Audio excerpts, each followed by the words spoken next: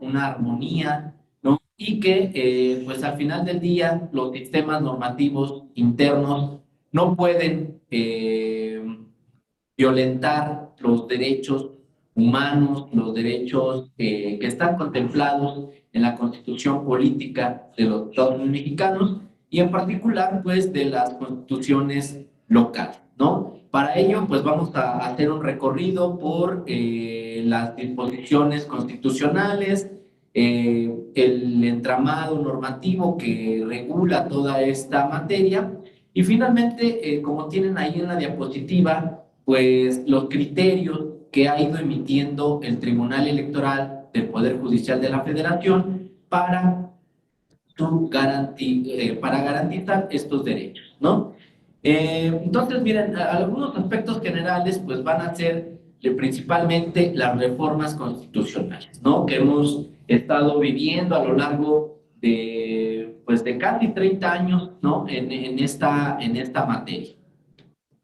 Y miren, el tema de los pueblos originarios, de los pueblos indígenas, pues propiamente es un tema que surge con la reforma de 2001, ¿no? Como de una forma textual, de una forma totalmente enfocada en estas poblaciones.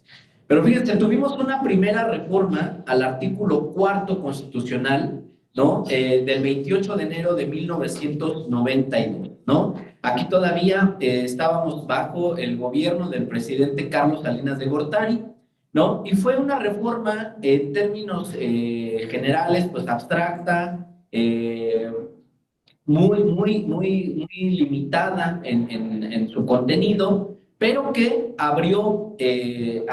posicionó a México, ¿no? A nivel internacional como un estado que pues guardaba ciertas directrices que se estaban dando a nivel internacional, ¿no? Y entonces, en 1992 reformamos el artículo cuarto constitucional y establecimos que la nación mexicana tiene una composición pluricultural, ¿no? ¿Qué quiere decir esto? Pues que hay diferentes poblaciones que tienen regímenes culturales, prácticas distintas, ¿no? Al de las diferentes poblaciones que habitan el territorio mexicano, ¿no? Y fíjense, aquí en esta reforma, desde esta reforma al artículo cuarto, se estableció que esta nación pluricultural estaba sustentada originalmente por los pueblos indígenas, ¿no? Aquí ya empezamos a ver el surgimiento de este concepto de pueblo indígena, pero todavía sin entrar a fondo a decirnos qué debemos de entender por un pueblo indígena, quiénes integran los pueblos indígenas, cuáles son las características que van a particularizar a esta población, ¿no? Simplemente dijimos, somos una nación pluricultural sustentada en los pueblos indígenas. Bueno, después, en esta misma reforma, se estableció, ¿no? Que la ley, ¿no? Aquí ya lo bajamos del ámbito constitucional y lo mandamos a leyes secundarias, la protección y la promoción de estos derechos, ¿no?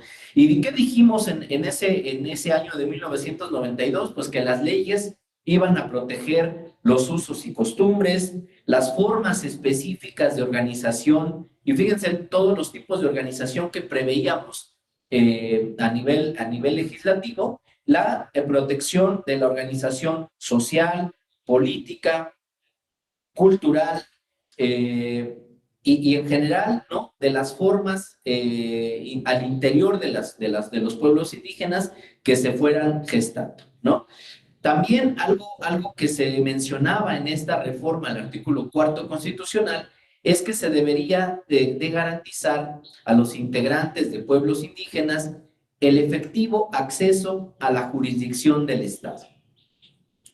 En términos generales, pues obligábamos al Estado mexicano a prever órganos impartidores de justicia que pudieran resolver los conflictos que fueran surgiendo en materia de pueblos indígenas, ¿no? Desde ahí, fíjense, ya teníamos desde 1992, pues esta obligación del Estado mexicano de proteger los derechos desde los tribunales del Estado mexicano, ¿no?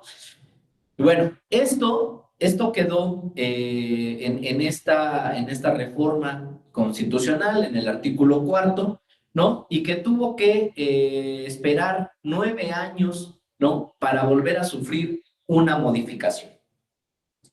Y ustedes se preguntarán, ¿qué pasó en esos 9 años? ¿No? Podríamos decir que fue una reforma que cumplía las expectativas de los pueblos indígenas, fue una reforma que en términos generales permitió una vida armónica, una vida tranquila en los pueblos indígenas. Pues la verdad es que pues no fue así, ¿no? Pero ustedes recordarán 1994, el levantamiento del Ejército Zapatista de Liberación Nacional, ¿no?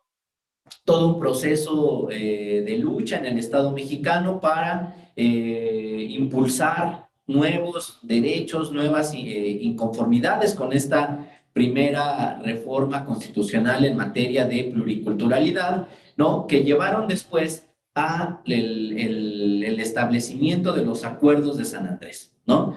A través de mesas de diálogo entre el movimiento zapatista y los representantes del Estado mexicano, ¿no?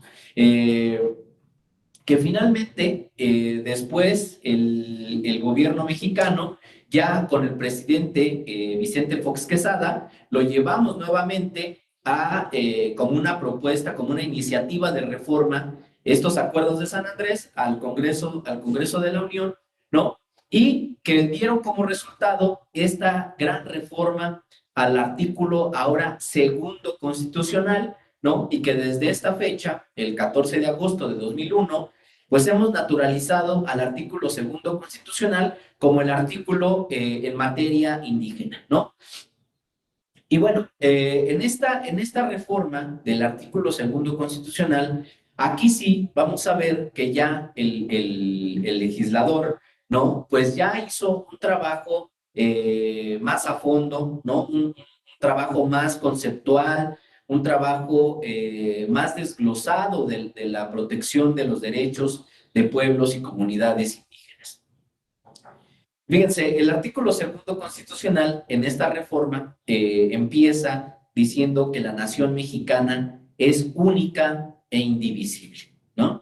Eh, ¿Esto qué quiere decir? Pues es a grandes rasgos, es el pacto social que va a unificar a toda la población que habita en el territorio mexicano, ¿no? Y que, fíjense, puede ser incluso producto de, pues, varios ejercicios que se han dado en el territorio mexicano para unir o para tratar de separar territorios de algunas entidades federativas, como por ejemplo Chiapas, ¿no? Que pues en algún momento han tenido algunos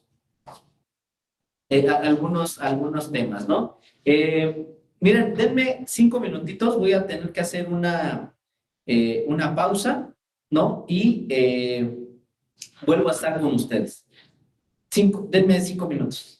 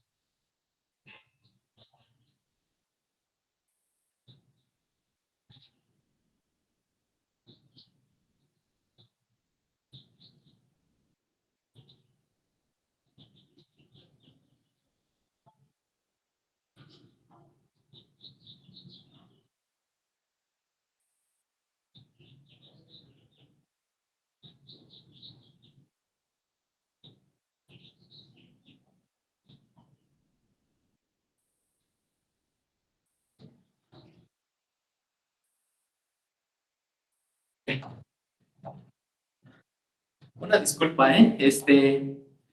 Bueno, miren, regresábamos al tema, ¿no? De las reformas al artículo segundo, a las reformas del artículo segundo constitucional, ¿no? Déjenme,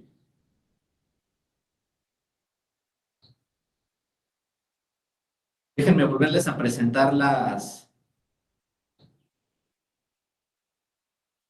diapositivas.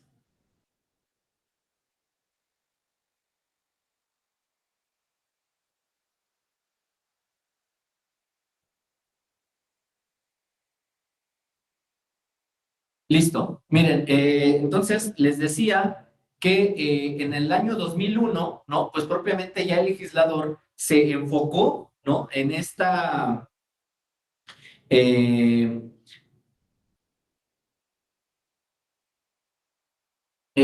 a grandes rasgos en esta temática, ¿no? Y entonces, pues van a ver aquí que ya el legislador define lo que son los pueblos indígenas, ¿no?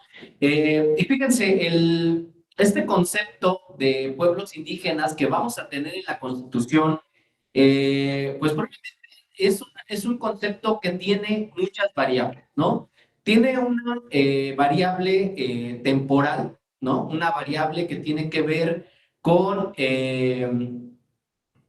con el momento histórico a partir del cual, ¿no? Pues propiamente estas poblaciones indígenas se mantenían, digámoslo así, originarias, puras, ¿no? Que no tenían una influencia externa de otras culturas, ¿no? Entonces, fíjense, el legislador hace una delimitación temporal y dice que los pueblos indígenas son todas aquellas poblaciones que habitaban el territorio mexicano antes de la colonización, ¿no? ¿Esto qué nos dice? Pues que después después de la colonización, pues ciertamente después vamos a tener una mezcla, ¿no? De culturas, una mezcla de instituciones, una mezcla de sistemas, incluso si lo quieren ver así, de sistemas electorales, de formas de elegir representantes en este territorio mexicano, ¿no? Pero bueno, aquí lo importante es definir, ¿no? El momento histórico que van a tener estas poblaciones. Después también esta reforma nos va a decir que nos va a decir la forma en cómo vamos a identificar a las personas que forman parte de los pueblos indígenas, ¿no? Y aquí viene un concepto que también viene en su temario y que vamos a ver en estas sesiones, que es el criterio de autoadscripción. Nos dice la Constitución, fíjense, que el criterio para saber quién es una persona integrante del pueblo indígena es la conciencia, ¿no? La conciencia de pertenecer a estos grupos poblacionales. Esto traducido en un concepto que ya en materia electoral pues, está más enraizado, es el concepto de la autoadscripción, ¿no? Esta idea de que las personas pues manifiesten su voluntad de pertenecer, de tener un vínculo con las comunidades, con los pueblos indígenas, ¿no? Ahí es donde surge, ¿no? Propiamente el quién tiene esta atribución de pertenecer a un pueblo indígena. Más que, más que una identificación por parte del Estado mexicano respecto de las personas, lo que vamos a ver es que son las personas las que le dicen al Estado mexicano que pertenecen a estas poblaciones, ¿no? Esto, fíjense, pues tiene sus pros y sus contras, ¿no? Porque al venir de parte de los ciudadanos, ¿no? Pues cualquier ciudadano puede decir que pertenece o no a una población indígena. Y esto ha generado, pues ciertamente, pues muchos problemas, muchos debates en el derecho mexicano, ¿no? Que pues propiamente nos ha llevado a construir diferentes formas de conocer la autoadscripción, ¿no? Vamos a ver que a lo largo de estos tiempos, pues tendríamos la autoadscripción simple y la autoadscripción calificada. Entonces, bueno, ahí es donde vamos a tener la clave de cómo saber quién pertenece a un pueblo indígena. Pero fíjense, después nos va a decir el mismo artículo del Código Constitucional que hay otro concepto que tenemos que prever en este tema, que es el de las comunidades indígenas. Y fíjense, aquí viene aquí más que la temporalidad histórica del surgimiento de las comunidades, al ya haberlo definido en el concepto de pueblo indígena, vamos a ver que aquí, en el caso de las comunidades, el tema que tiene que ver es con la territorialidad y con la territorialidad principalmente y con las instituciones que se forman al interior de estas poblaciones, ¿no? Y aquí viene algo bien interesante, porque una diferencia muy relevante, porque los pueblos indígenas, vamos a ver que propiamente pueden estar reconocidos o distribuidos en diferentes entidades federativas, ¿no? En diferentes estados de la República. En cambio, las comunidades generalmente están muy acotadas al ámbito municipal o al ámbito estatal, ¿no? Eh, entonces, en ese sentido, el concepto de comunidad, digámoslo así, lo que nos va a dar es una idea de una población que está asentada en un determinado territorio y que mantiene la existencia de instituciones culturales, sociales y políticas que les permiten llevar a cabo el desarrollo de su vida pues privada y de su vida pública, ¿no? Y aquí, fíjense, viene algo bien importante, porque al ya definir quiénes son pueblos indígenas y quiénes pertenecen a comunidades indígenas, vamos a ver que en el derecho mexicano vamos a tener el surgimiento digámoslo así, de ciertas disyuntivas, ¿no? Por un lado, el derecho mexicano va a tener ahora pues otra fuente de los derechos, ¿no? Vamos a ver que el derecho mexicano pues, generalmente surge desde el Congreso de la Unión, ¿no? Desde la emisión de normas en el Poder Legislativo y que son normas generales, normas federales que rigen la vida de todas las personas que habitan en el territorio mexicano, ¿no? Pero vamos a ver que con este reconocimiento de los pueblos y de las comunidades indígenas, son también estas instituciones, eh, son instituciones que pues van a crear también nuevos derechos, ¿no? Y esta facultad de crear derecho, de crear sistemas normativos internos de las comunidades indígenas, es algo que es posible gracias a que en esta reforma del artículo segundo constitucional se estableció un derecho que es muy natural, muy propio de las poblaciones indígenas, que es el concepto de la libre determinación, ¿no? Esta es la facultad que va a dinamizar este tema de los derechos de los pueblos y comunidades indígenas, porque, fíjense, por un lado, es la facultad que le otorgan a las poblaciones indígenas para poder crear sus propios sistemas normativos internos a partir de sus propias instituciones, ¿no? Entonces, esta facultad es la que va a permitirnos hablar a lo largo, de aquí en adelante, pues propiamente de estos sistemas normativos internos, ¿no? Que van a ir de una forma paralela al derecho electoral mexicano, que podemos llamar occidentalizado, ¿no? y que tienen que ir conviviendo estos dos grandes sistemas, ¿no? Para ponerlo un poquito más claro, vamos a decir que en materia electoral, el derecho, pues más ciudadanizado, más occidentalizado, tiene que ver con el régimen de los sistemas de partidos, de partidos políticos, y en materia indígena, pues el criterio que va a prevalecer, pues es el de los sistemas normativos internos. Y esa es la primera división, ¿no?, que vamos a tener con este nuevo artículo constitucional, que las personas que habitan en pueblos y comunidades indígenas, por un lado, van a tener derechos que se pueden ejercer desde el sistema de partidos políticos, pero también derechos que se ejercen desde los sistemas normativos internos, ¿no?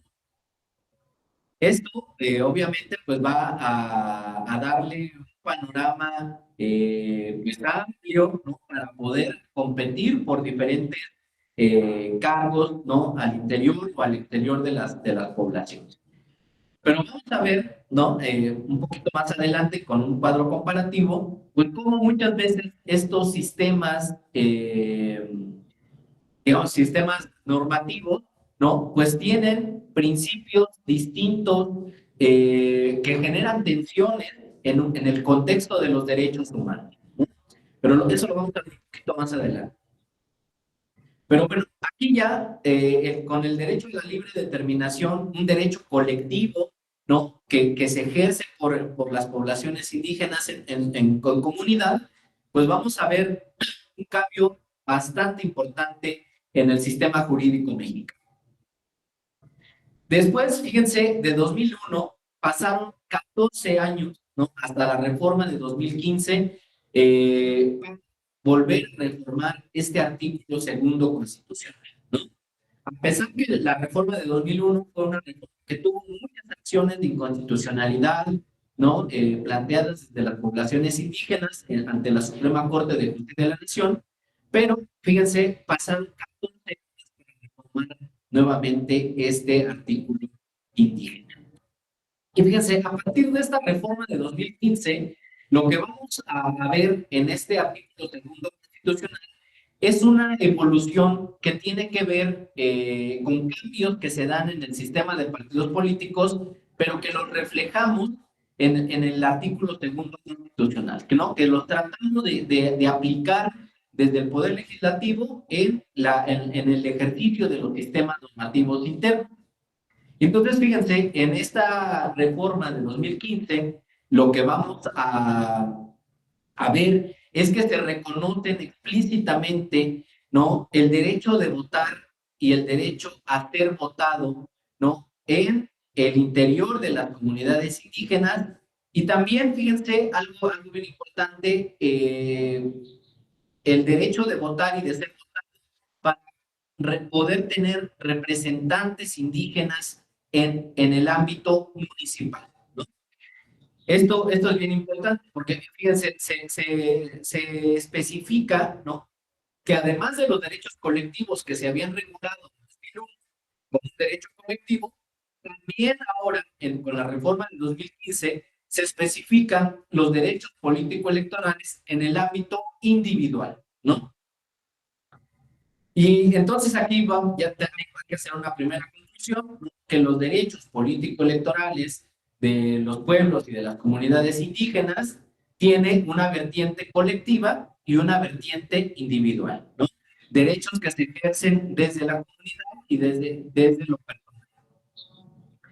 Ahora, fíjense, tanto en el 2001 como en el 2015, estos derechos colectivos, individuales, que se prevén en la Constitución, se estableció que el legislador los iba a aterrizar, los iba a materializar en las constituciones y en las legislaciones de cada una de las entidades federativas, ¿no? Y eso tiene una razón, ¿no? Los pueblos indígenas tienen una distribución o una presencia, digámoslo así, un poco distinta en cada una de las entidades federativas, ¿no?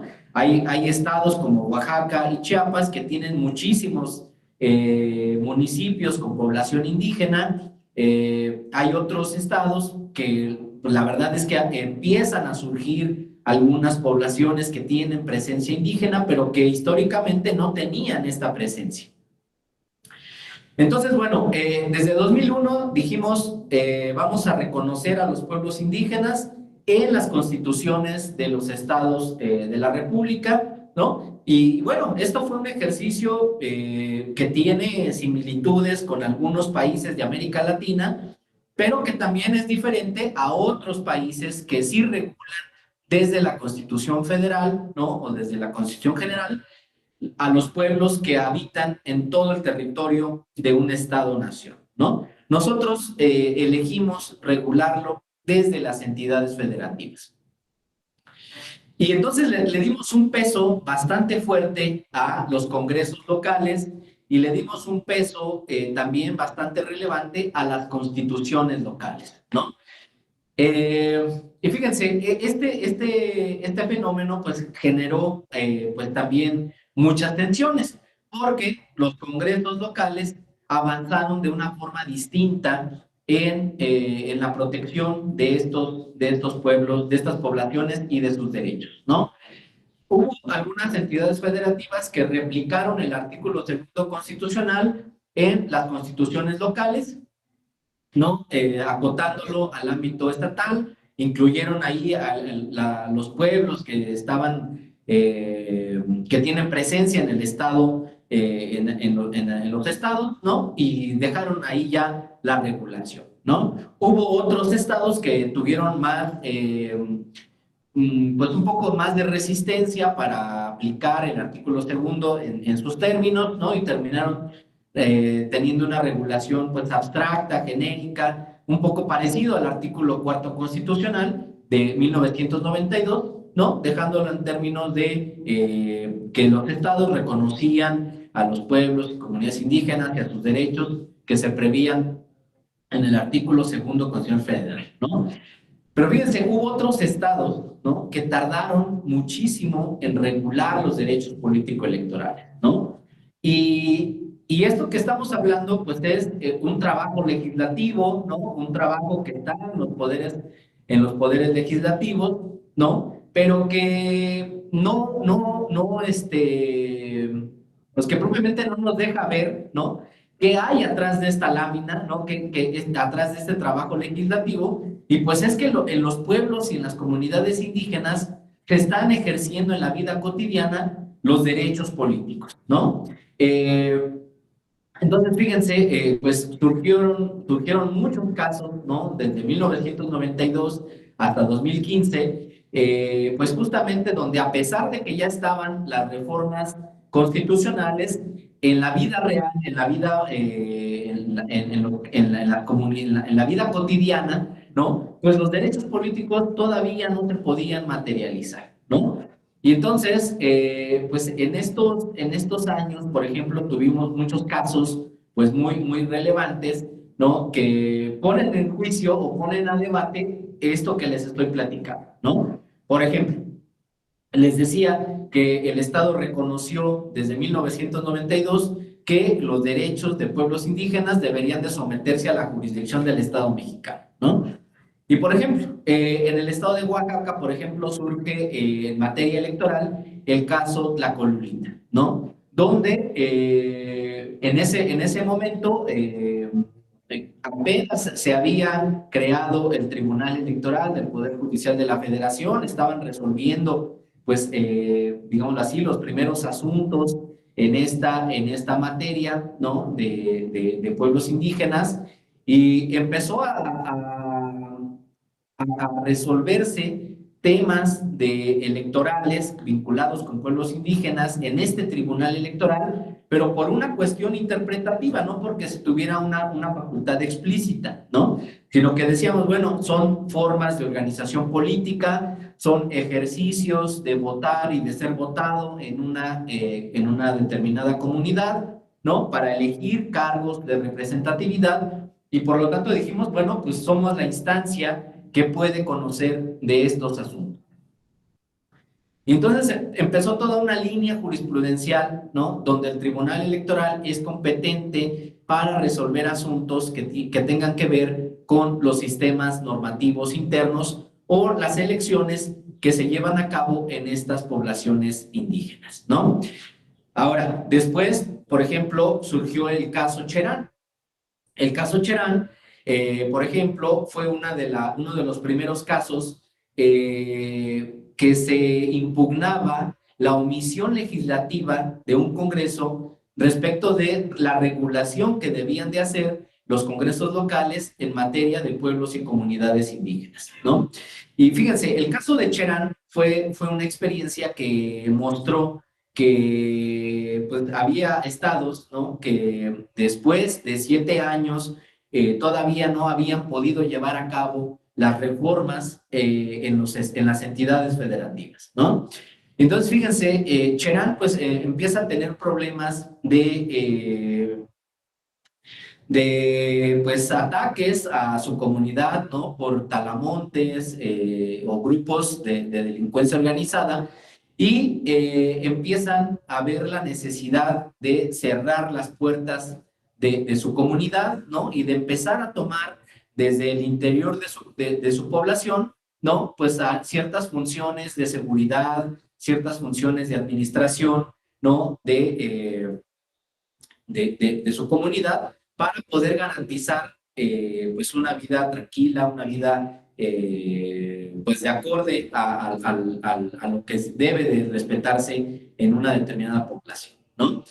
Y fíjense, les funcionó muy bien su organización a tal grado que ellos dicen o acuden a las autoridades electorales a solicitar que se les permita ejercer este derecho de libre determinación y de autogobierno y que se les permita llevar a cabo elecciones a través de sus sistemas normativos internos, ¿no? Algo que ya estaba en la Constitución, algo que en la Constitución Federal, algo que ya se preveía a nivel federal, pero que no estaba plasmado en la reforma local, ¿no? Fíjense, estamos hablando de 2008, ¿no? 2011, un poquito antes de 2011, ¿no? Es decir, antes de la reforma en materia de derechos humanos, antes de la reforma, ¿no? Donde le dimos un peso muy fuerte a los tratados internacionales, donde dijimos que pues el ejercicio de cualquier derecho no podía atacar a los derechos humanos, ¿no? Y entonces, fíjense, pues Cherán empieza a nivel local a tener esta discusión, ¿no? De si un derecho que no está regulado en las entidades federativas puede ser aplicado a través del ejercicio del artículo segundo constitucional federal, ¿no? La discusión, ¿no? Pues no fue nada sencilla. Incluso en materia probatoria, pues podríamos ver que se contraponen incluso peritajes especialistas en materia antropológica y en materia de derecho internacional, ¿no? Y que al final, pues les dan dos opiniones totalmente distintas a la autoridad electoral administrativa. eh, Uno que dice, pues, oye, pues mira, en materia antropológica podemos ver que la comunidad de Cherán, pues tiene una trayectoria histórica antes de la conquista, ¿no? Que guarda sistemas normativos internos, que tiene instituciones que se encargan de organizar elecciones en estas comunidades. Y por otro lado, un dictamen jurídico, ¿no? Que hablaba de la jerarquía de las normas, de cómo pues existe un régimen soberano en las entidades federativas que debe regular ciertos derechos, ¿no? Y bueno, aquí todavía pues no estaba plasmado el control de constitucionalidad, el control de convencionalidad en autoridades locales, ¿no?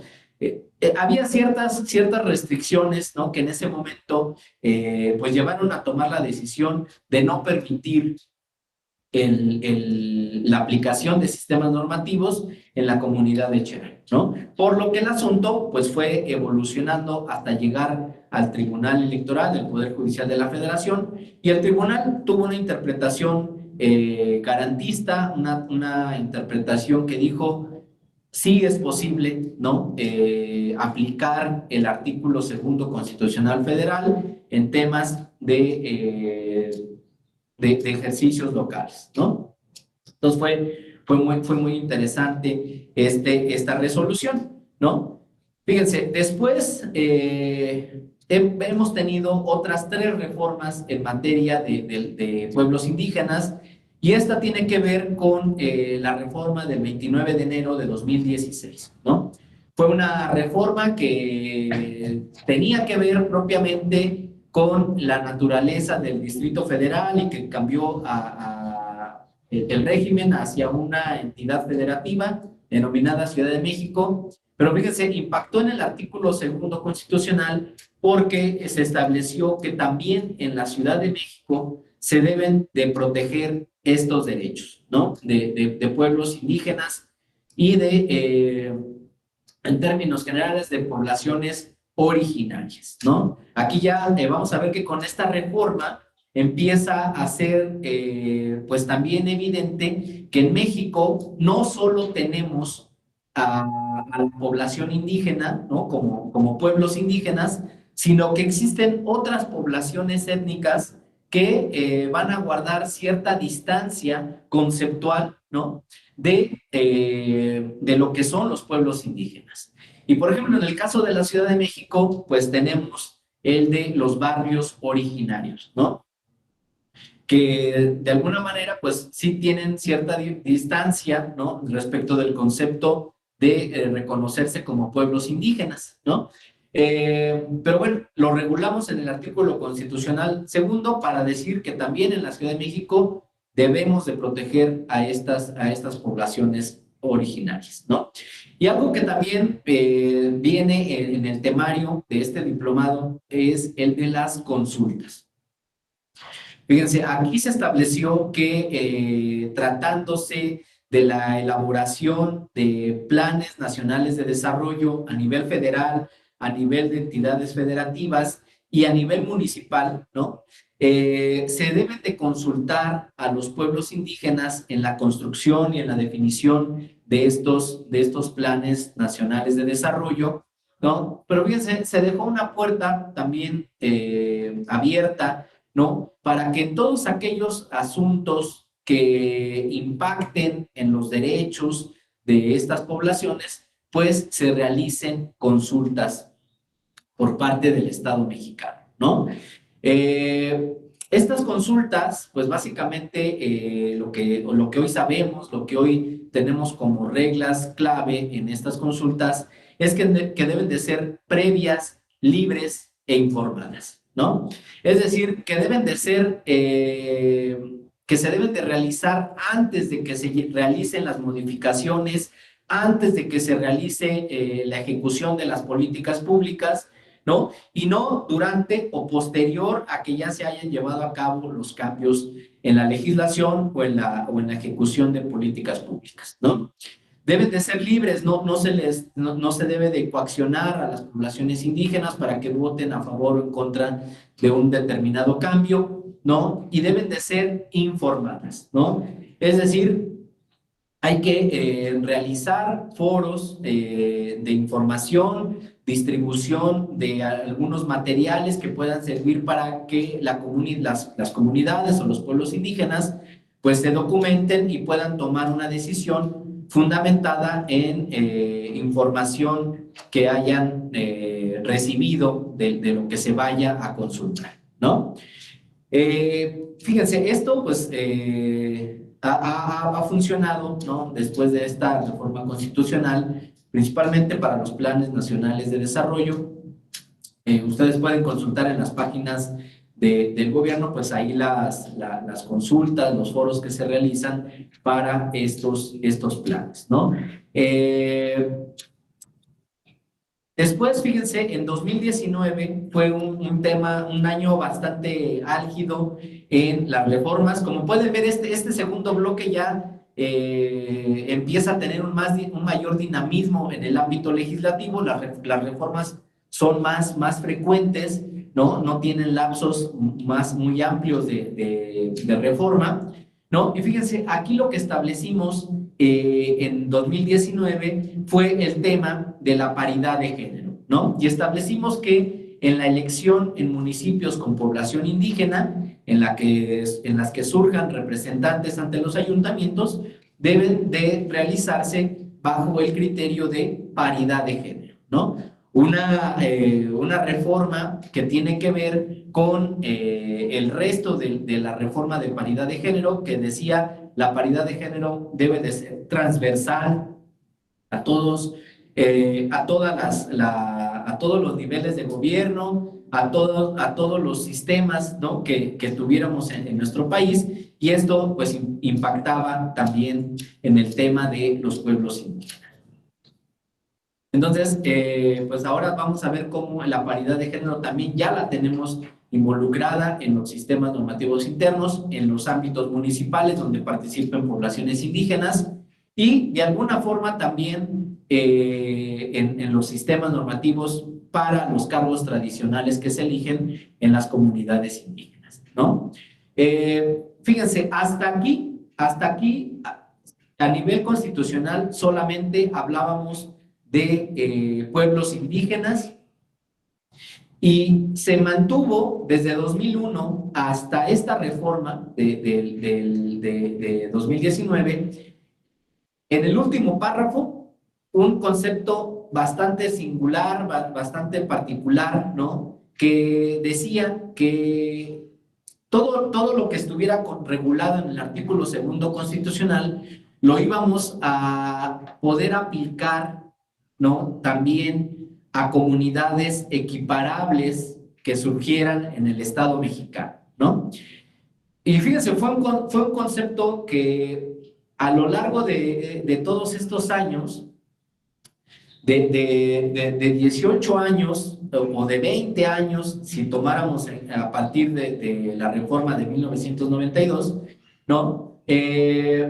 Pues podríamos ver que este concepto de comunidades equiparables era una figura que el legislador había previsto, ¿no? En casos de que surgieran otros grupos que pudieran tener similitudes parecidas a los pueblos indígenas, pero que pertenecieran a que tuvieran otra naturaleza, ¿no? Pero fíjense, en todos estos años, la figura de comunidad equiparable, pues la verdad es que no se lograba entender, no se lograba materializar en otro grupo poblacional, ¿no?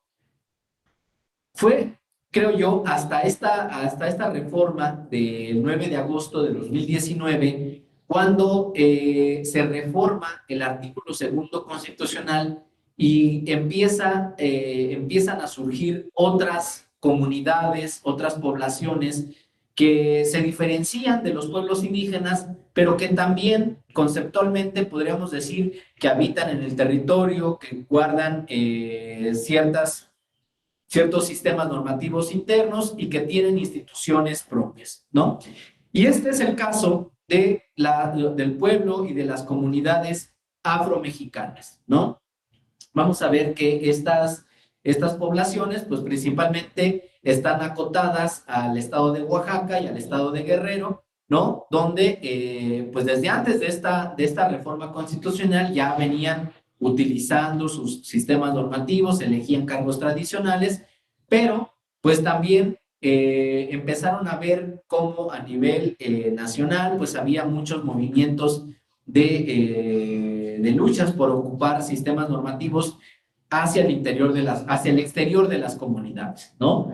Y entonces, fíjense, pues por un lado empiezan los movimientos de lucha de derechos ante los poderes legislativos, ¿no? Llegan las iniciativas, se reforma la Constitución, ¿no? También en el ámbito estatal, pues se reforman algunas constituciones, principalmente en estos estados, para regular estas poblaciones, pero también en el Tribunal Electoral, también en los tribunales locales están impulsando estos movimientos para que avancen los derechos político-electorales de estas poblaciones, ¿no?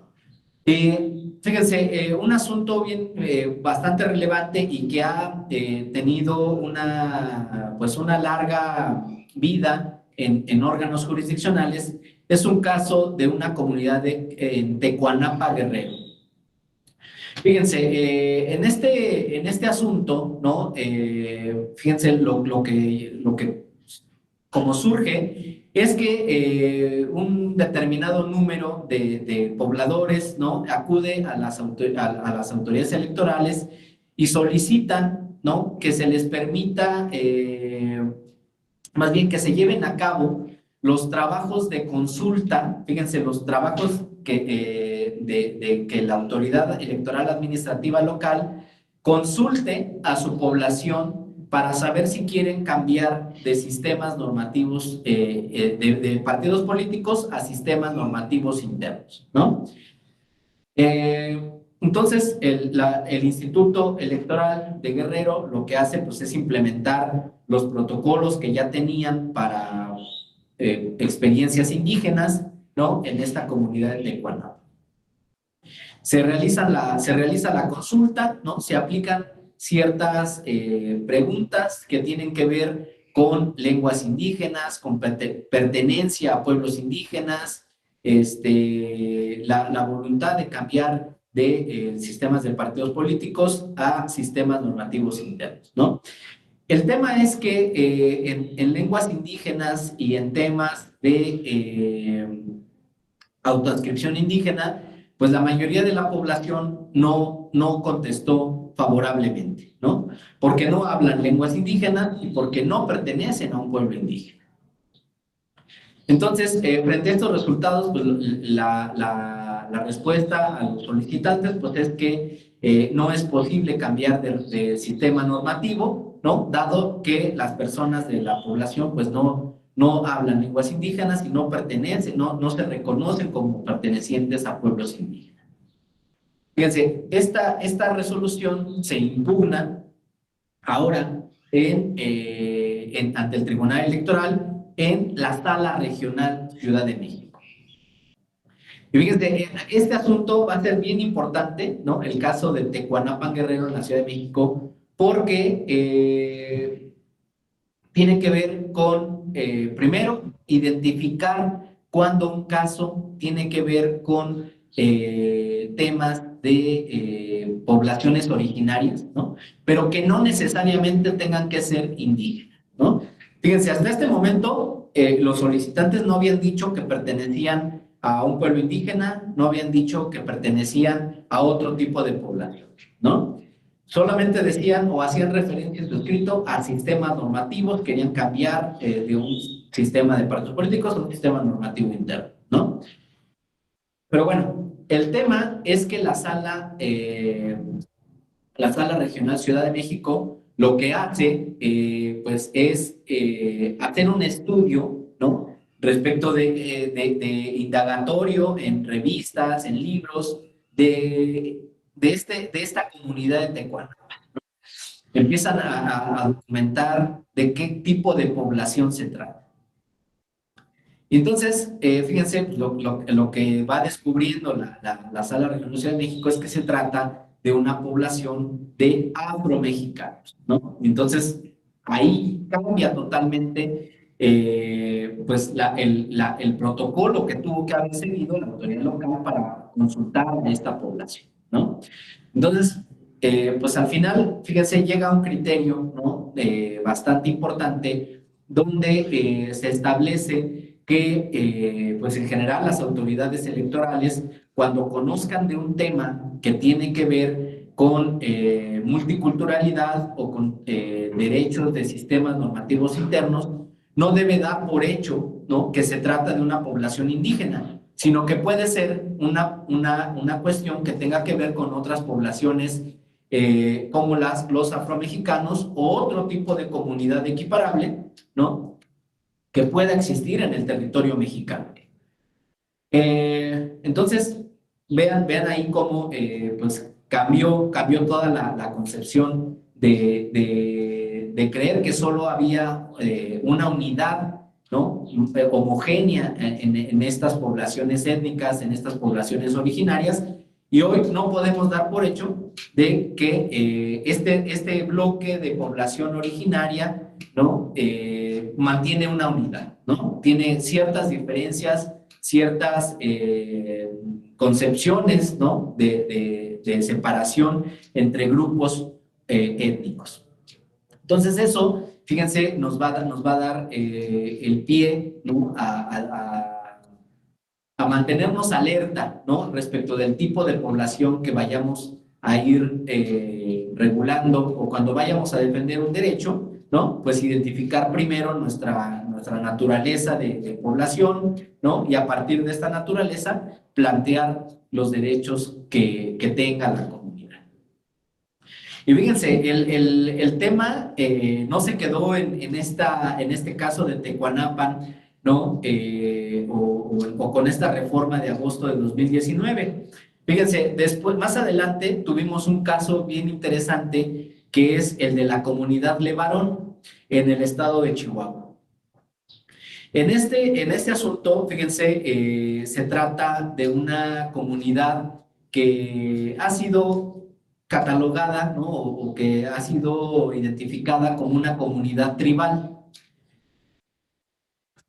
Materialmente, el concepto de comunidad tribal no lo tenemos en la Constitución, ¿no? Y entonces, fíjense, el estudio de esta comunidad Levarón lo empezaron a enfocar como una comunidad equiparable. Aquí propiamente ya, aquí sí vamos a ver que este concepto que estaba en el artículo segundo constitucional, ahí en el último párrafo, ¿no? Con que no había sido utilizado propiamente de fondo en un asunto, ¿no? Fíjense, hasta esta época, ¿no? Empezamos a ver una materialización de este concepto de comunidad equiparable. Y entonces sirvió para que pues se pudiera entrar al estudio de los derechos político-electorales de esta comunidad Levarón, ¿no? Pero fíjense, estamos hablando de un asunto, ¿no? Que surge después de todas estas reformas, de estas 6 reformas constitucionales, de toda una línea jurisprudencial de asuntos, ¿no? El caso Tlacolulita, el caso Cherán, en fin, de una serie de casos en toda la República Mexicana, donde habíamos venido resolviendo que las poblaciones originarias tienen derechos político-electorales y que pueden ejercerlos desde sus propias comunidades, ¿no? Y fíjense, llega el caso de la comunidad Levarón, ¿no? Y es un asunto que parece que regresamos, ¿no? A 2001 o incluso a 1992, ¿no? Donde no estaba regulado nada. Y entonces, fíjense, pues empiezan ahí en la comunidad Levarón a consultar en el municipio, en el Congreso, en las autoridades locales, ¿no? Y fíjense, pues la primera respuesta es que las comunidades tribales no están reguladas, ¿no? Y empiezan también una serie de debates respecto de quiénes pueden conocer de estos derechos político-electorales cuando no están regulados en la Constitución local ni en la Constitución federal. Y fíjense, aquí estamos hablando de un asunto posterior a la reforma de 2011, ¿no? Donde ya los tratados internacionales, el control de convencionalidad ya está funcionando, ¿no? Donde ya tenemos mucha experiencia en aplicar, en resolver asuntos innovadores con fundamento en tratados internacionales o en tratados regionales o incluso en sentencias de otras cortes como la Corte Interamericana, ¿no? Pero fíjense, la comunidad de Levarón vino a volvernos a poner nuevamente en un plano donde aparentemente no teníamos ninguna regulación, ¿no? Les decía, incluso el ayuntamiento pues dice, no, pues yo no soy, debe de ser el Congreso pues dice, pues debe de ser la autoridad electoral, ¿no? Empiezan a discutir quién tiene esta competencia. Y bueno, finalmente el asunto llega al Tribunal Electoral, ¿no? Y aquí el Tribunal Electoral lo que dice es, a ver, pues comunidad tribal tal vez no lo tenemos regulado, pero tenemos el de comunidad equiparable, ¿no? Y vamos a entrarle al estudio a partir de esta figura, ¿no? Y si somos competentes para conocer de asuntos de pueblos indígenas a partir de una interpretación que hicimos en el caso Tlacolulita, pues también podemos conocer de derechos político-electorales, tratándose de comunidades equiparables, ¿no? También a partir de una cuestión interpretativa. Entonces, fíjense, pues ya al final el tribunal dijo, pues sí podemos, ¿no? Y ocupó una figura constitucional, ¿no? Para proteger los derechos de las comunidades equiparables, ¿no? Y dice, aquí fíjense algo bien interesante, dice, sí se pueden proteger estos derechos, pero quien tiene que regular estos derechos también por una interpretación constitucional que dijo que los derechos, los pueblos y los derechos de indígenas tienen que ser regulados en las constituciones locales, dice el Tribunal Electoral, pues deben de ser los congresos locales quien finalmente analicen en ejercicio de la soberanía de Chihuahua, ¿no? Si estas comunidades pueden o no tener de estos derechos, ¿no? En el ejercicio de estos derechos. Entonces, en eso está actualmente Chihuahua, están realizando consultas, están realizando debates en el Congreso local para poder analizar estos derechos de nuevas comunidades, ¿no? Entonces, fíjense, ya tenemos comunidades indígenas, comunidades afromexicanas, comunidades tribales, comunidades equiparables, barrios originarios en la Ciudad de México, en fin, tenemos ya una serie de poblaciones que nos dan una idea de que los sistemas normativos internos dependen de qué grupo poblacional estemos estudiando, ¿no? Y depende también de qué nivel de regulación exista en cada entidad federativa, ¿no? Pero también tenemos esta ya línea jurisprudencial, ¿no? Que pues nos va a decir que la regulación al interior de las comunidades, en los congresos locales y incluso a nivel federal, ¿no? Vamos a ver que independientemente de que se tengan diferentes regulaciones, pues vamos a ver que siempre el margen de protección deben de ser los derechos humanos, ¿no? No puede, digámoslo así, permanecer una omisión legislativa o una regulación que vaya en contra de lo que dictan, pues en general, los tratados internacionales o las convenciones regionales en las que se regulan ciertos derechos humanos, ¿no? Ahí está en la actualidad la clave de estos derechos político-electorales, que los derechos de los pueblos y de las comunidades originarias no pueden ir en contravención de los derechos humanos, no pueden ir en contravención de las normas constitucionales ni de tratados internacionales, ¿no? Y ahora es a lo que vamos a entrar a ver, ¿no? A partir de esta propuesta que les hago de derecho indígena, ¿no? Vamos a ver que podríamos conceptualizar a partir de todas estas reformas, ¿no? Como aquel derecho conformado por distintos sistemas normativos generados por los pueblos indígenas y las comunidades que los integran, fíjense, y que junto con el derecho formalmente legislado integran un sistema jurídico mexicano, ¿no? Y fíjense, este concepto lo podríamos dibujar, lo podríamos imaginar, ¿no? A partir de este concepto que creo que es de la maestra Roselia Bustillo, ¿no? El bloque de sistemas normativos internos, ¿no? Que tiene, pues digámoslo así, cuatro grandes rubros que debemos de contemplar cuando estudiamos derechos político-electorales de pueblos y comunidades indígenas y en general de cualquier población originaria, ¿no? Fíjense, el primer bloque tiene que ver con el sistema universal, ¿no? Este sistema donde están principios plasmados en declaraciones, en convenciones eh, internacionales, universales, ¿no? Y que han tenido ya también, pues, ciertos instrumentos que se enfocan a proteger principios que deben de aplicarse a todos los pueblos indígenas del mundo, ¿no? O del planeta, ¿no? Que básicamente están regulados en la Declaración de las Naciones Unidas sobre los Derechos de los Pueblos Indígenas y en la Convención 169 de la OIT sobre pueblos indígenas y tribales en países independientes.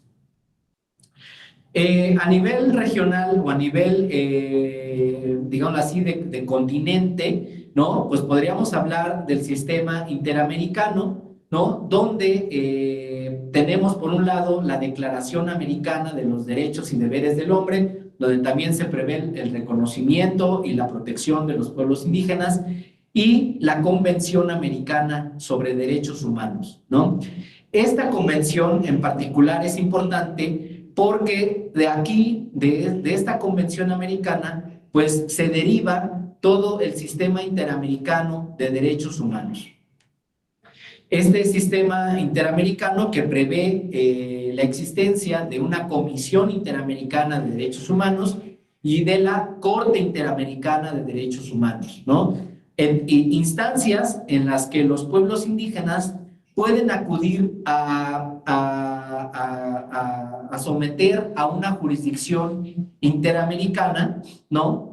La protección de sus derechos político-electorales, en específico, por tratarse de este diplomado, pero en general de otros derechos, el derecho a la vida, el derecho al medio ambiente, en fin, a varios temas que se han sometido, ¿no? Pero fíjense, tratándose de derechos político-electorales, vamos a ver que la Corte Interamericana pues ha sentado varias jurisprudencias en esta materia, ¿no? Y por lo tanto, esas sentencias que ha dictado la Corte Interamericana de Derechos Humanos, pues deben de ser también previstas para todos aquellos que vayan a defender derechos de pueblos indígenas y también para los que vayan a resolver asuntos en materia de pueblos indígenas, ¿no? Por decir un ejemplo, por ponerles un ejemplo, si vamos a hablar de creación de partidos políticos a nivel local que tengan una naturaleza indígena, podemos ocupar como referente el caso Yatama contra Nicaragua, ¿no? Si vamos a, por ejemplo, a hablar sobre libertad de expresión en comunidades indígenas, podemos ocupar el caso Quiswa contra Nicaragua, ¿no? En materia de radio comunitarias, ¿no? Hay muchos casos que nos pueden ir vinculando a los derechos político-electorales, por ejemplo, la formación de líderes indígenas, las visitas de autoridades electorales en las comunidades indígenas, también puede ser un precedente que se ha fijado desde la Corte Interamericana, ¿no? Entonces, bueno, ahí está la relevancia del sistema interamericano, la Convención Americana y por otro lado, la Corte Interamericana a través de sus sentencias. Muy interesante este nivel. Después vamos a ver el sistema nacional, ¿no? En el ámbito federal, pues la Constitución Política de los Estados Unidos Mexicanos, todas las leyes generales en materia electoral, las leyes de lenguas indígenas, pero muy en específico quiero resaltar el tema de la jurisprudencia del Tribunal Electoral del Poder Judicial de la Federación, ¿no?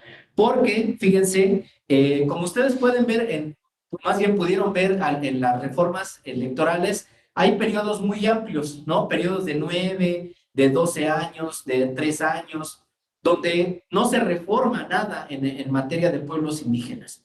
Pero a través de las sentencias y a través de la jurisprudencia, estamos realizando una actualización, digámoslo así, en materia legislativa, de crear normas generales que se deben de aplicar en todos los pueblos indígenas del territorio mexicano, ¿no? Entonces, la jurisprudencia es bien interesante en esta materia de pueblos indígenas porque tiene un dinamismo más rápido que las reformas constitucionales o las reformas en materia legislativa, ¿no? Entonces, siempre tomar en cuenta la jurisprudencia del Tribunal Electoral. Hay una aplicación en el Tribunal Electoral que es el IUS electoral, ¿no? Donde ustedes pueden hacer búsqueda temática y búsqueda por palabra, ¿no? Donde pueden identificar toda la jurisprudencia de los pueblos indígenas.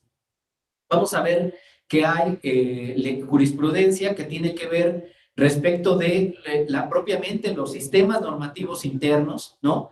¿Qué naturaleza tienen? ¿Cuándo pueden ser modificados?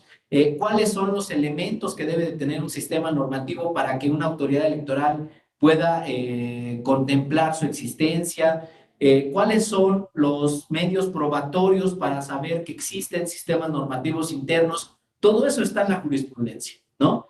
También vamos a ver que hay otra jurisprudencia que tiene que ver ya con el derecho procesal electoral en su conjunto, ¿no? Pero que prevé ciertas reglas que quitan obstáculos o que facilitan el acceso a la jurisdicción electoral tratándose de pueblos indígenas, ¿no? Entonces, vamos a ver que hay jurisprudencia que nos dice, oye, pues mira, si vas a ver un asunto en materia indígena, pues flexibiliza tus plazos procesales para admitir un medio de impugnación. Por ejemplo, si vienen de una población que está en una zona marginal donde la comunicación, el tránsito para llegar a donde tienen que presentar el medio de impugnación, pues es muy tardado, ¿no?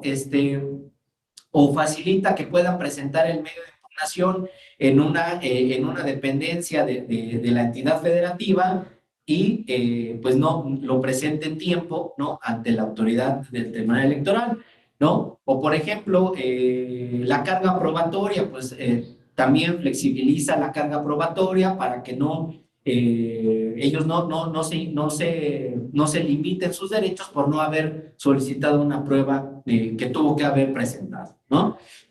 Por ejemplo, notificaciones. Oye, pues si vas a notificar y se trata de un pueblo indígena que solo habla lenguas indígenas, pues apóyate del Instituto Nacional de Lenguas Indígenas y traduce por lo menos el apartado de resolución, ¿no? El apartado el resolutivo para que sepan en su lengua indígena qué es lo que le estás notificando. Y así, en fin, pues mucha jurisprudencia que va facilitando el acceso a la justicia de pueblos y comunidades indígenas, ¿no? Y todo eso está en la jurisprudencia. Pero quiero llegar a este último bloque que es el sistema local, ¿no? Porque ahí vamos a ver que tenemos a las constituciones locales, ¿no? Que tienen en la actualidad ya todas las entidades federativas una regulación mínima o máxima, ¿no? Pero que ya está previsto la protección de estos derechos. Pero me voy a los sistemas normativos internos. Y aquí, fíjense, los estoy poniendo junto con las leyes locales. Porque, fíjense, en la actualidad hay una jurisprudencia del Tribunal Electoral que dice que los sistemas normativos internos son equiparables a leyes electorales. Fíjense, y esto tiene pues varias consecuencias o varios efectos que son importantes de mencionar, ¿no? Fíjense, al darle la equiparación a una ley electoral, ¿no? Pues estamos hablando de un reconocimiento de su obligatoriedad, ¿no? Estamos hablando también de un reconocimiento de las instancias que emiten estos sistemas normativos, ¿no? Desde las comunidades indígenas. Pero también, fíjense, algo que tiene que ver con los derechos humanos, es que si estos sistemas normativos internos contravienen derechos humanos o disposiciones previstas en las constituciones locales o federales, pueden ser declaradas inconstitucionales o inconvencionales, ¿no? O pueden llegar a inaplicarse para algún caso en específico. Esto, creo yo, es la importancia de equiparar a un sistema normativo interno, ¿no? A una ley electoral. Ahora, algo que también quiero mencionarles es que tratándose de sistemas normativos enfocados en el ámbito local y, como les decía al principio de la plática, muy enfocados a territorios muy específicos en los municipios, algo que va a ser muy particular de los sistemas normativos internos es que estos incluso pueden ser diferentes, aún tratándose de un mismo pueblo indígena o de una misma comunidad indígena. Esto también viene a ser muy relevante y quiero que se queden ustedes con esto, ¿no? Fíjense, podemos hablar de un pueblo indígena como unidad, ¿no? Como esta población que guarda ciertas instituciones, ¿no? Pero que fíjense, por estar asentadas en un territorio, por ejemplo, puede quedar separado, fíjense, del Estado mexicano, ¿no? Y, por ejemplo, tenemos pueblos binacionales indígenas que, por ejemplo, tienen poblaciones asentadas en el estado de los Estados Unidos de Norteamérica y en algunas poblaciones del estado de Sonora, por ejemplo. Tenemos casos en el sureste también de pueblos binacionales donde tienen población en Guatemala y en el estado de Chiapas, ¿no? Y son los mismos pueblos indígenas. Pero algo bien importante que hay que reconocer en materia indígena es que las poblaciones y las instituciones que estén asentadas en otro estado-nación no pueden tener injerencia sobre o representación sobre las instituciones y en general pues el ejercicio de los derechos político-electorales de la población que está asentada en el territorio mexicano, ¿no? Por ejemplo, tratándose de una comunidad indígena que pertenece a un mismo pueblo indígena que está asentado en una misma entidad federativa, por ejemplo, hemos ido viendo, ¿no? Que, por ejemplo, cuando una población se separa de la cabecera municipal, ¿no? Y tiene asentamientos en rancherías o en agencias, pues esa separación, esa nueva dimensión que toma la población pues más acotada, empieza o puede llegar a tener también modificación en sus sistemas normativos internos, ¿no? ¿Por qué? Pues porque tiene una población más pequeña, tiene pues una división, digamos así, del trabajo pues un poco más austera, ¿no? En cuanto a sus funciones al interior de la comunidad y pues no tienen el mismo sistema de cargos que tiene la cabecera municipal, ¿no?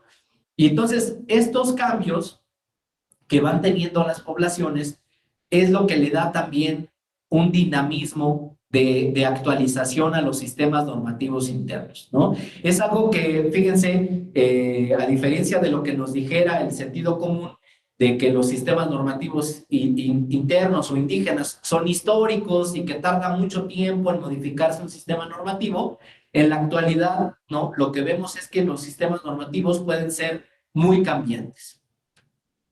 Y fíjense, este criterio de muy cambiantes de los sistemas normativos internos fíjense, ha llegado a tal grado que por una sentencia del Tribunal Electoral se ha establecido que los sistemas normativos internos se pueden modificar incluso el día en que se lleva a cabo la asamblea comunitaria en una determinada población, ¿no? Ustedes saben, por ejemplo, que en materia electoral las leyes electorales se tienen que modificar 90 días antes de que inicie el proceso electoral. En los sistemas normativos internos, como es la asamblea comunitaria la que puede modificar un sistema normativo interno, el tribunal dijo, es válido que el mismo día de la asamblea comunitaria, ¿no? Antes de que se elijan los cargos que se vayan a elegir, se pueda modificar el sistema normativo interno. ¿Y para qué se puede modificar en ese momento? Pues para que se permita votar, por ejemplo, a mujeres, para que se permita votar a gente que vive fuera de la cabecera municipal, en fin, para gente que tenga pues ciertas particularidades, ¿no? Que realice trabajo comunitario, que realice, no sé, aportaciones económicas desde el exterior de la comunidad, en fin, varias características que pueden ser modificadas el día de la asamblea comunitaria, ¿no?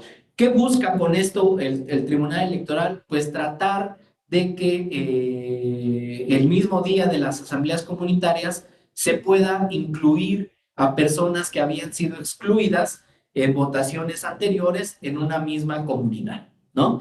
Y esto, fíjense, pues nos va a dar un dinamismo bastante fuerte en los cambios que puede llevar a cabo una comunidad, ¿no?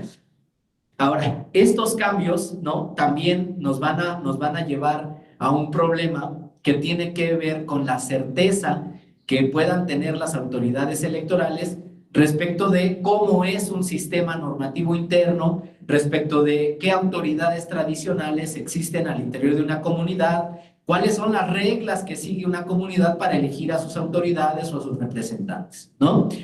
Y fíjense, ese dinamismo, esa dificultad de darle seguimiento al cambio al interior de las poblaciones indígenas es lo que muchas veces dificulta, por ejemplo, tener la certeza de pertenencia a un pueblo indígena, la certeza respecto de que existan ciertas autoridades tradicionales.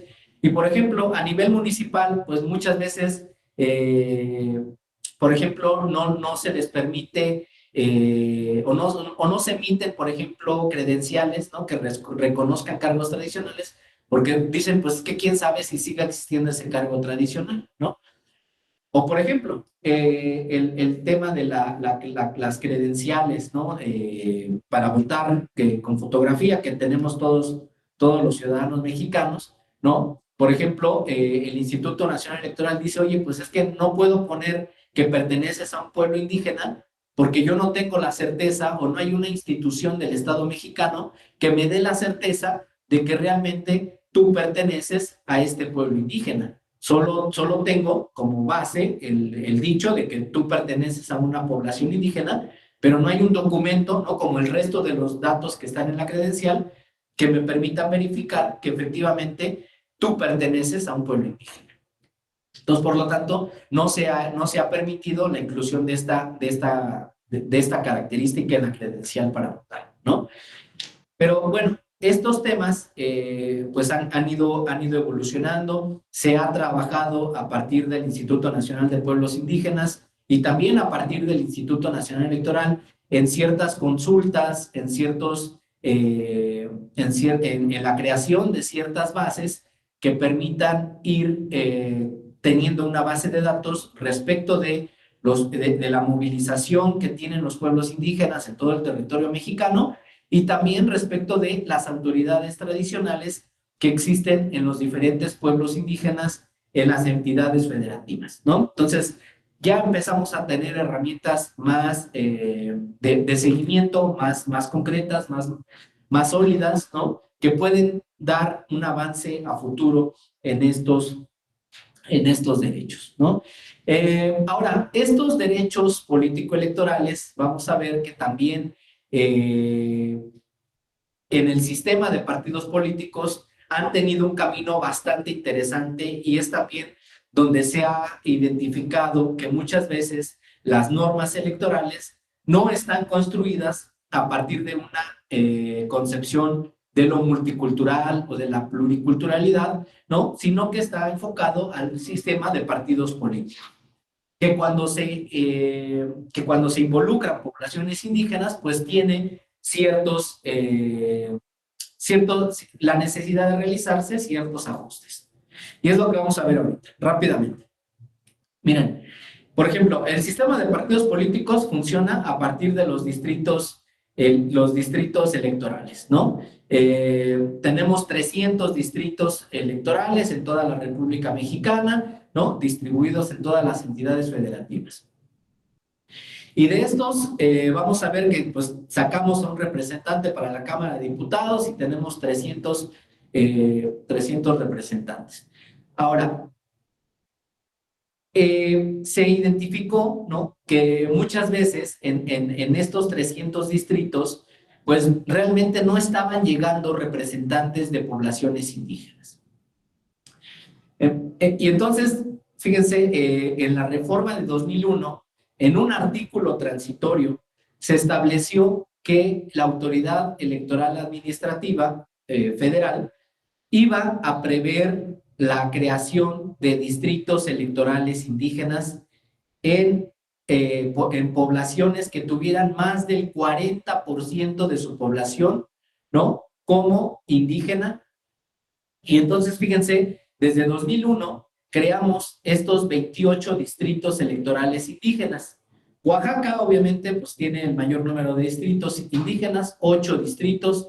Chiapas tiene 4, Veracruz y Yucatán tienen 3, Hidalgo, Puebla, Quintana Roo tienen 2, ¿no? Y Campeche, Guerrero, Estado de México y San Luis Potosí tienen un distrito electoral indígena.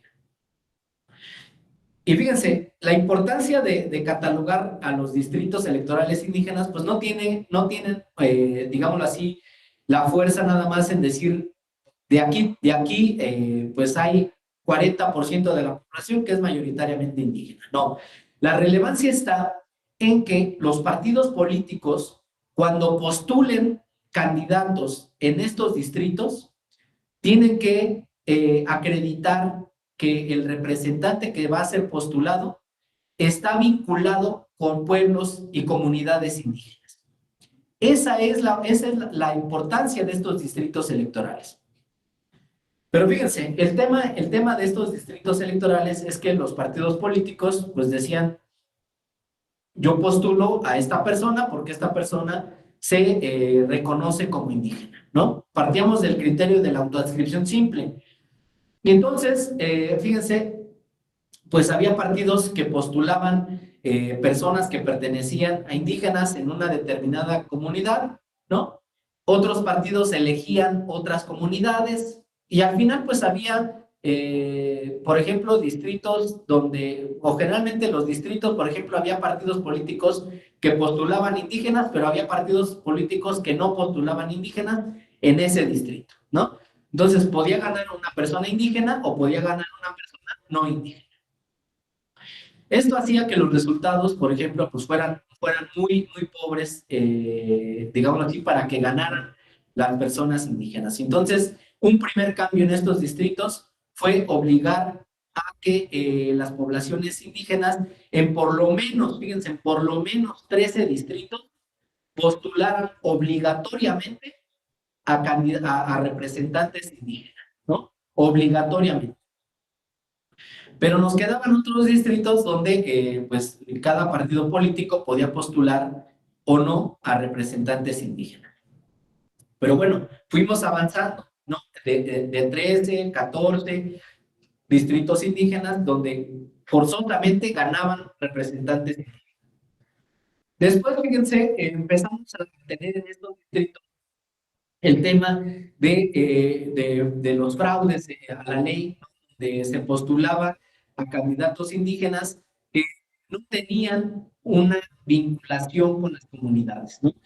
Y entonces, como llegaban las comunidades y decían, oye, a esta persona yo ni la conozco, no reside en la comunidad, no tiene ningún vínculo con nuestras instituciones, fíjense, empezamos a tener la necesidad de solicitarle a los partidos políticos que acreditaran el vínculo de la persona con la comunidad, ¿no? Y entonces empezamos a pedirles a las comunidades que emitieran documentos donde dijeran que la comunidad respaldaba a esta persona, ¿no? Y empezaron también a falsificar documentos, empezaron a solicitar algunas pruebas documentales instituciones que no eran necesariamente las que tienen la representación en la comunidad, sino que tenían que ver con asociaciones políticas, asociaciones ejidales, de otra naturaleza, ¿no? Entonces, fíjense, después tuvimos que volverle a apretar las tuercas a esta materia de la autoadscripción calificada, ¿no? Y entonces dotamos a la autoridad electoral administrativa de una facultad bien interesante, que es que en casos en los que una documentación pueda ser contrapuesta por otra y exista incertidumbre respecto de qué documentación es la que debe de prevalecer, el Instituto Electoral puede acercarse a la comunidad a verificar, ¿no? Realmente si la autoridad representativa fue la que emitió esos documentos, ¿no? O si realmente una persona tiene un vínculo con esta comunidad. Eso creo que fue un avance bien importante en el proceso electoral 2021, ¿no? Porque se ejerció esta facultad y se comprobó que muchas veces no existe el vínculo de la persona con la comunidad, ¿no? A pesar de que traigan documentos, a pesar de que estén acreditando esta pertenencia. Pero bueno, avanzamos mucho en esta materia, ¿no? Ahora, el tema también, aquí vamos a ver que también este tema de los distritos electorales empezó a incentivar la participación tanto en candidaturas, pero también en acciones afirmativas a través de representación proporcional. Y con esta doble vía, ¿no? De buscar representantes indígenas por mayoría relativa y representación proporcional, algo que se logró en esta materia es que el número de representantes indígenas que están actualmente en la Cámara de Diputados, podríamos decir que es mayor al número de la población nacional que tiene en el territorio mexicano, ¿no? Entonces, podríamos decir que actualmente la representación que está en el poder legislativo es acorde con la población indígena que que debe estar representada, ¿no? Entonces, gracias a estos distritos electorales y a las listas de representación proporcional que incluyen acciones afirmativas para pueblos indígenas, se ha logrado que tengan una representación fiel a su población, ¿no? Entonces, eso pues nos dice que los derechos político-electorales de los pueblos indígenas a nivel federal en el ámbito legislativo está cubierto, ¿no? También en el ámbito municipal, ¿no? Pues generalmente se tiene, digamos así, una fuerte presencia de representantes en poblaciones que tienen una mayoría poblacional indígena, ¿no? Aunque las variantes que hay a nivel municipal, pues también son muy distintas, ¿no? Hay municipios donde tienen permanentemente al representante de la comunidad en las sesiones de cabildo, ¿no? Hay otros municipios que solo los convocan para cuando se van a discutir asuntos que afectan a la comunidad, ¿no? Otros que solo los convocan cuando consideran que es necesario su presencia, ¿no? Pero, pues bueno, digámoslo así, la representación está presente en los municipios, ¿no? Las presidentas municipales, ¿no? Por ejemplo, también han ido creciendo en un número bastante interesante digámoslo así, para las mujeres, ¿no? Que están ganando las presidencias municipales. Y bueno, pues en términos generales, ahí está evolucionando, así ha ido evolucionando un poco el ejercicio de los derechos político-electorales en estas comunidades. La próxima sesión vamos a ver, ahora sí, ya una comparación de cómo operan los derechos político-electorales en sistemas de partidos políticos, en sistemas normativos internos y su relación con los derechos humanos, ¿no? Cómo van teniendo o cómo ha ido evolucionando, pues digámoslo así, las sentencias donde se les dice a los pueblos indígenas, oye, estás afectando derechos humanos de adultos mayores, estás afectando derechos humanos de mujeres, estás afectando derechos humanos de personas que no residen en tu comunidad, ¿no? Y cómo se ha armonizado todos estos criterios en diálogo con las comunidades indígenas y que permiten pues una armonización de estos diferentes sistemas, ¿no? Pero eso lo vamos a ver en la siguiente sesión y aquí ahora le vamos a sumar cómo estos criterios se vinculan no solo con la jurisprudencia, sino con las sentencias de la Corte Interamericana, ¿no? Entonces, ese va a ser un trabajo que vamos a realizar la próxima sesión, ¿no? Y que espero pues les haya generado interés en esta materia, ¿no? Y que puedan pues plantear algunas dudas o algunas preguntas, ya sea en esta sesión o en la próxima sesión. Al inicio también podríamos abrir un espacio de dudas y preguntas. Bueno, por mi parte sería todo. No sé si ahorita alguien quisiera hacer una participación o alguna pregunta, pues con mucho gusto pueden abrir su micrófono o levantar la mano, como gusten. Pues quedo a sus órdenes y muchísimas gracias por su atención. No, creo que no. Pues bueno, lo dejamos si quieren para el inicio de la siguiente sesión. Les agradezco su tiempo. Una disculpa por el tiempo que tuve que interrumpir la sesión, pero fue muy breve. Espero no haber afectado mucho la clase. Pues bueno, quedo a sus órdenes y nos vemos la próxima semana. Muchísimas gracias. Gracias, maestro. Hasta luego. Hasta luego, Ana. Muchas gracias. Hasta luego, Raquel. Que estés muy bien.